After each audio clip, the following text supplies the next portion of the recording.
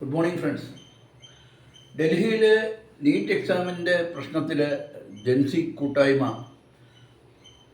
ഇന്ന് വലിയ സമരത്തിലാണ്.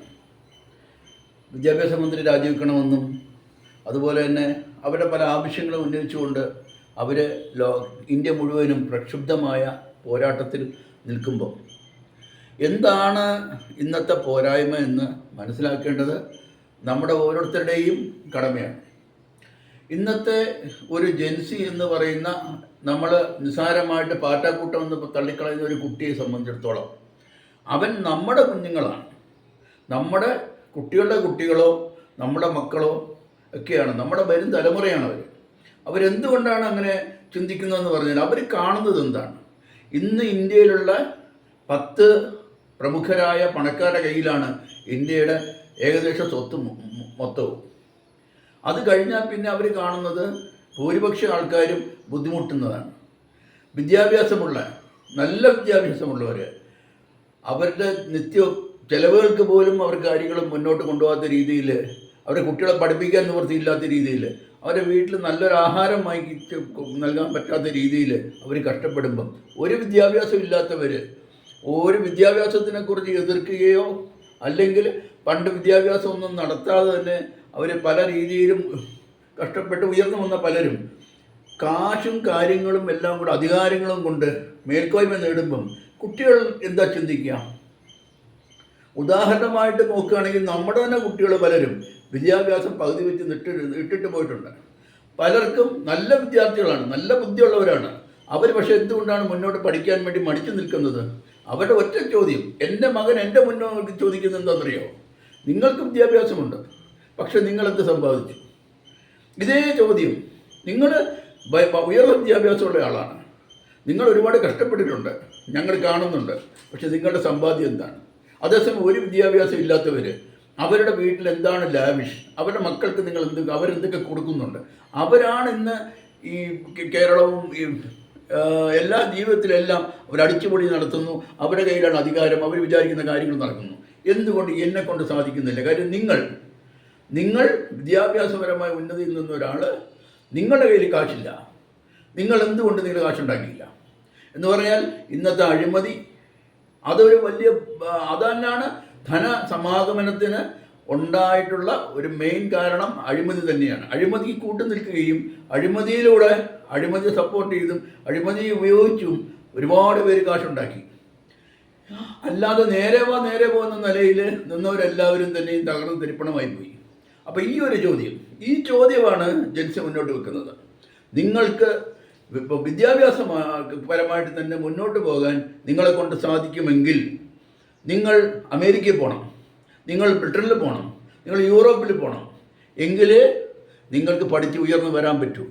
നിങ്ങളുടെ ബുദ്ധിമുട്ടുകൾ, നിങ്ങളുടെ പ്രശ്നങ്ങൾ എല്ലാം നിങ്ങളുടെ നാട്ടിൽ നിൽക്കുമ്പോൾ നിങ്ങൾ അനുഭവിക്കുമ്പം നിങ്ങളുടെ കയ്യിൽ കാശില്ല, നിങ്ങളെ കൊണ്ടൊന്നും സാധിക്കുന്നില്ല. അതാണ് നിങ്ങളുടെ ചോദ്യം. അപ്പോൾ ഇത് മാറ്റണമെങ്കിൽ ഇന്നത്തെ ഈ നാട്ടിലെ ഈ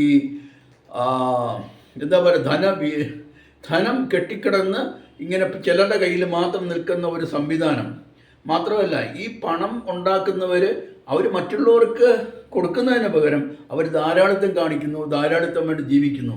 ഇത് നമ്മുടെ കുഞ്ഞുങ്ങളിൽ ഉണ്ടാക്കുന്ന ആത്മമായ ഒരു അവരുടെ സ്വന്തത്തെ അവർക്ക് ചെറുതായിട്ട് കാണുന്നത് ഒരു നിലയിലേക്ക് എത്തുന്നു. അവരുടെ ആത്മവീര്യത്തെ ചോർക്കുന്നു. ഇതിൻ്റെ ഫലമാണ് ഇന്നത്തെ ഉയർത്തെഴുന്നേൽപ്പ്. ഇത് മനസ്സിലാക്കണം. പണ്ട് പല റെവല്യൂഷൻസ് നടന്നിട്ടുണ്ട് ഈ ഭൂമിയിൽ. അതിലൊരു റെവല്യൂഷനാണ് ഇപ്പം നടക്കാൻ പോകുന്നത്. ഇതിന് ഗവൺമെൻറ് നടപടിയെടുക്കേണ്ടത് വിദ്യാഭ്യാസപരമായി മാത്രം കാര്യങ്ങൾ മുന്നോട്ട് കൊണ്ടുപോയിട്ടല്ല. കുട്ടികൾ ചോദിക്കുന്ന അവരുടെ വിദ്യാഭ്യാസത്തിലൂടെ അവർക്ക് എന്ത് നേടാൻ പറ്റുമെന്നാണ്. പക്ഷെ ഇന്നത്തെ വിദ്യാഭ്യാസ രീതി മാറണം. ഇന്ന് അവരുടെ സെലക്ഷൻ മെത്തേഡ്സ് മാറണം. ഇപ്പം എല്ലാവരും എഞ്ചിനീയർമാരായി, എല്ലാവരും ഡോക്ടർമാരായി. എന്താണ് ഗുണം? ഇപ്പം എഞ്ചിനീയർമാരെ കൊണ്ട് നടക്കാൻ വയ്യ, പക്ഷെ എഞ്ചിനീയർമാർക്ക് ജോലി കിട്ടുന്നുണ്ടോ? ഡോക്ടർമാരെ കൊണ്ട് നടക്കാൻ വയ്യ, പക്ഷെ നല്ല രീതിയിൽ ചികിത്സിക്കുന്ന എത്ര ഡോക്ടർമാരുണ്ട്? ഇന്ന് കുട്ടികൾക്ക് തന്നെ അറിയാം, മരുന്ന് കമ്പനികളാണ് ഇന്നത്തെ ഹെൽത്ത് ഇഷ്യൂസ് മെയിനായിട്ട് ഉണ്ടാക്കുന്നത്. മരുന്ന് കമ്പനികൾ പൈസ കൊടുത്തിട്ട് ഡോക്ടർമാരെ വിലക്കെടുത്തിരിക്കുകയാണ്. ഇതല്ലേ ഇന്നത്തെ പ്രശ്നം? ഇത് തന്നെയല്ലേ ഇന്നത്തെ പ്രശ്നം. ഇതുപോലെ ഓരോന്നും എടുത്തോളൂ. എന്ത് കാര്യത്തിന് നിങ്ങൾ ഇറങ്ങി പുറപ്പെട്ടാലും അഴിമതിക്ക് വേണ്ടി നിങ്ങൾ കൂടെ നിന്നാലേ നിങ്ങൾ മുന്നോട്ട് പോകും എന്നൊരു തോന്നൽ, അഴിമതിക്കാരന് മാത്രമേ ഇന്ന് വിലയുള്ളൂ എന്നൊരു തോന്നൽ. അപ്പോൾ പിന്നെ എന്താണ് സത്യസന്ധതയ്ക്കുള്ള, നീതിന്യായത്തിനുള്ള, നീതിബോധത്തിനുള്ള, അവർക്ക് കുട്ടികൾക്ക് കിട്ടുന്ന അതിനെക്കുറിച്ചുള്ള വിവരം എന്താണ്? സത്യസന്ധമായി നീതിയുക്തമായി പെരുമാറുന്ന ഒരു സമൂഹത്തിന് അതാണ് നന്മയിലേക്ക് വരേണ്ടത്. ആ സമൂഹമാണ് നന്മയിലേക്ക് വരേണ്ടത്. അവിടെയാണ് ഡെവലപ്മെൻ്റ് ഉണ്ടെന്ന് പഠിപ്പിക്കുകയും, എന്നാൽ അവർ കാണുന്നത് നേരെ തിരിച്ചുമാണ്.